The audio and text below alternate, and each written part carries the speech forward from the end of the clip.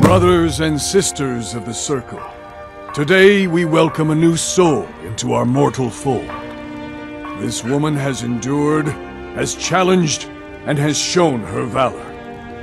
Who will speak for her? I stand witness to the courage of the soul before us.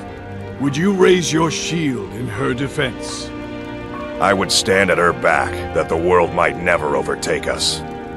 And would you raise your sword in her honor? It stands ready to meet the blood of her foes. And would you raise a mug in her name? I would lead the song of triumph as our mead hall reveled in her stories. Then the judgment of this circle is complete. Her heart beats with fury and courage that have united the companions since the days of the distant green summers. Let it beat with ours, that the mountains may echo and our enemies may tremble at the call. It shall be so. Well, girl, you're one of us now.